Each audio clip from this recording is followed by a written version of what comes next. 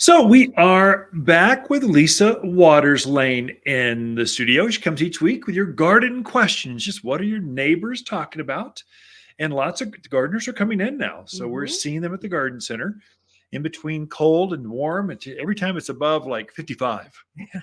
there's a flood of the parking lot starts to fill. Otherwise, it's like, where is everyone? Echo, echo.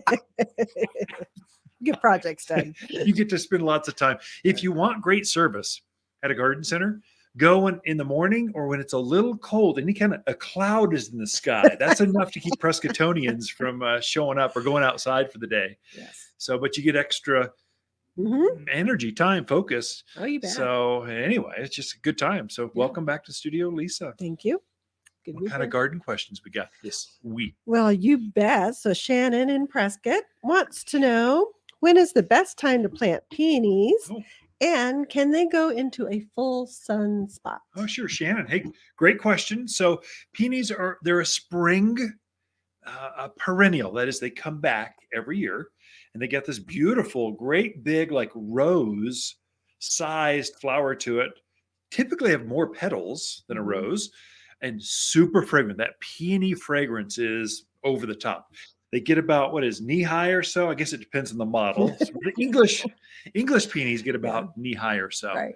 And the more sun you give a peony, the better, the more flowers you'll get. So there's a photosynthesis thing that happens. So some of the really big ones I notice, like the Ito peonies, we've grafted a tree peony, no, an English peony onto a tree peony root, and Mhm. so you get this big. It's like an English peony on steroids. It's real. The flowers are 3 times the size. They're huge and they're funky colors like Mhm. yellows. You just don't see yellow Right. in a peony, but you do with Itos. Mhm. Some of those sometimes they'll take full sun, but the leaves are so big that sometimes they benefit from a little protection underneath the tree or something. Not really for the flower, but it keeps the summer hail off of the foliage. It's not going to make any real difference to the flowers and stuff, but Mhm. I would say give it at least 6 hours of sun. A peony needs at least 6 hours of sun to produce any kind of flower. Otherwise, they'll tend to lean and kind of Mm. fall over and stuff, and they'll need a cage and all this other stuff. You and I, we grow some Ito peonies in containers of Mhm. all things, Yeah. and they've been in there for years. They're beautiful on a south-facing wall, up against the house, reflective heat. It's glorious. Yeah. So they'll take full sun, and now's the time. So you want to get peonies in before they really start to erupt. Their eyes are starting to show from the bucket, so they hibernate underground, and then they'll come back fresh every spring. Mhm. Excuse me. So where's my cough button? And so you can't cough anymore, even on the radio. No. Anyway, their eyes are just starting to show up. You want to grab those early. You get best selection. Like we just had our first crop of peonies. Maybe Mhm. there's I don't know 50 or 60 of them. I don't know. There's a bunch, just table filled with them. And then in a couple weeks, I think I read an article on how to grow peonies. And then that weekend, it'll just be like this flood. They'll all be gone because the crop is limited. And Mhm. so you kind of want better selection. You grab them early. Don't wait until they're in bloom. I'm going to wait till I see the flowers. There won't be any left by then. So those you want to shop early, get Mhm. them in the ground, and then you'll have less transplant shock as Right. they grow. Mhm. Okay. So Can I give now, one other? Can I give yes. one other to Shannon because she's grown them? Um, drainage, drainage, drainage. Yeah. Peonies have this real fleshy root, which is why they're so robust. Mhm. Make sure that soil drains, and so that's kind of personal advice. Just No, school of that's hard true. knocks. That's very good advice. Very good advice. Okay. So Dan is in Chino. He's put in a raised garden bed for vegetables. It's about 3 feet tall. Oh, His big! question is, because he doesn't want to You're put in gonna, you're gonna have to climb up into the bed. his question is for the bottom part of that, can you Yeah, just put in crummy fill soil, or do you need to do the whole thing with good soil? yeah. So no, I would not put crummy. You don't. The reason you have a raised bed, come on, Dan. The reason you got a raised bed is because your soil is so rough. Those new subdivisions out in Chino Valley, they're beautiful. The vistas are gorgeous. The dirt is horrible, just terrible. I don't know how you grow anything in there. And so you're abandoning that soil so that you can have good, better soil, better drainage. And so don't curse yourself by refilling that thing with crummy soil. Now, some of your rock yards, they've got what's called a garden mix. Okay, it's silt. They're digging out stock tanks because we're in ranch country. And so they got this rich silt, which doesn't drain. So they add wood chips and manure to it because those are both free products. They call it garden mix. It's terrible to grow in, but it's great filler.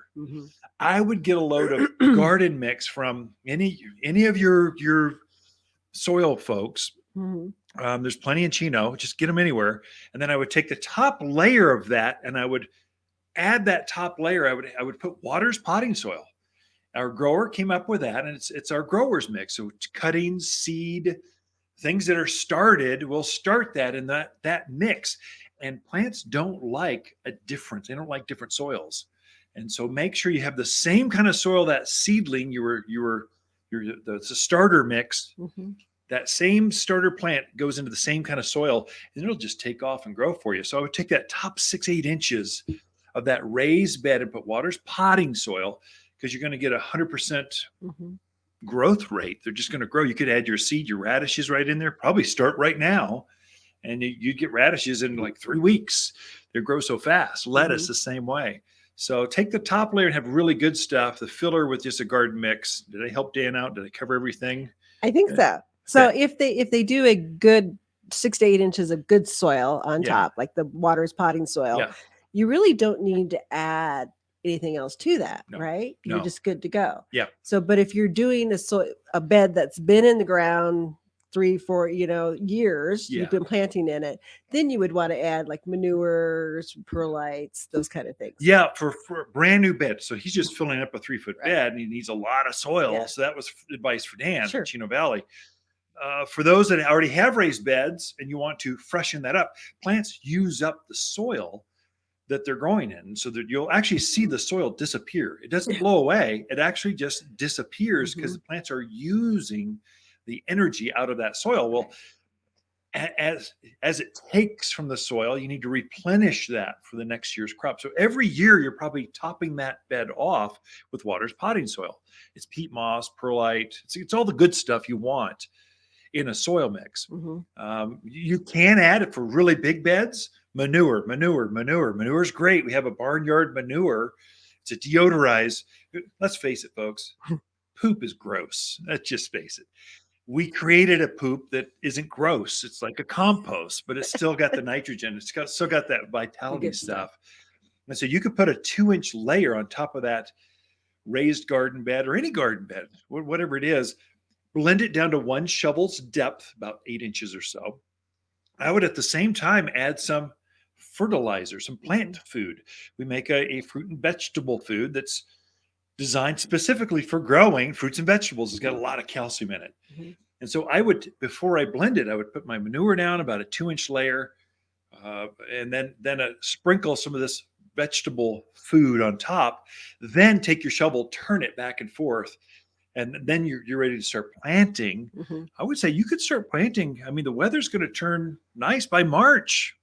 I mean, we'll get some cold nights where it goes down to mid-20s, but it pops right back up really quick to warm. So plants they're actively growing right now. So I would say you can go for it. Yeah. And we do have a lot of our spring veggies. And they're in herbs. It's some beautiful Swiss chard up there. It's so pretty. So a lot of stuff you can put in now if your beds are ready, and that way you can enjoy it in the spring. Two questions this week. We're out of time. So we've got Peonies with Shannon and raised beds for Dan. Appreciate the questions, you folks. Be right back right after this.